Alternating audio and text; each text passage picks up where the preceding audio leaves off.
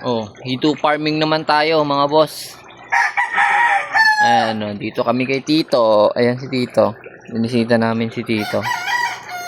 Mga super ang manok dito. Mukha may mga ganyang palo manok dito. Simple-simple lang manukan pero yung mga palo ng manok parang imported ay no? Imported ang laruan. Tapos may hito farming pa. Dami, hindi mo kalain ko kadami yan. Ayun no? Dami. Ay, si Tito, dito na nagpa-farm. Ito yung farm niya. Dami mga alaga. Dami. Tuwa ng anak ko dito kung nandito. Tuwan-tuwa yun. Kung pag nakita niya gaganyang kakawag-kawag yan, sigaw na sigaw yun. Kailan baka mahulog din eh, pare. Kulit din kasi yun. Ang lalim na kakabulin mo. Sana kung habol, baka langoy. Oo. Baka mahulog din siya. Paano? Eh, pag nahulog, talon din talaga ako. Nakatakot siya, baka may bubog. Dami, pre. May ay, marami pa palang maliliit. Pinalaki lang ang maliliit. Yan yung natatalo sa kainan. Pero lalaki na, pre. Good size na. Iilan lang na maliliit, eh. Ito nga ba ito? Lalaki, ang dami. Tignan mo yan, no? Hindi nakakakain pag ano. Oh. Pero pag mabawasan to, lalaki din ng mga... Hito farming. Sarap parang gusto ko mag-alaga nito sa manukan, no?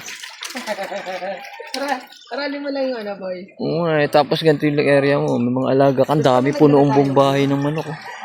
Medyo... No, meron tayong ano po, yung parang... Iisa lang kasi si Tito nag-aasikaso kaya medyo hindi nahihirapan din mag-ano nito. Pataklog ng ulam. Mga imported manok dito mga bossing, gagaling.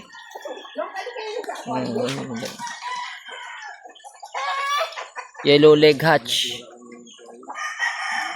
Yellow leg hatch to, 'di ba? Imported. One time winner. Laki. Parang ano na eh, para ng ano, alam mo yung asil, ang laki ng katawan. Tapos jet hatch.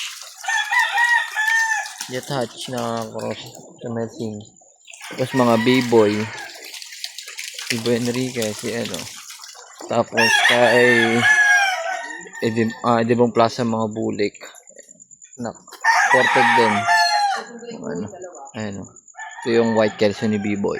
Super, galing yan. Ito namin sa ano.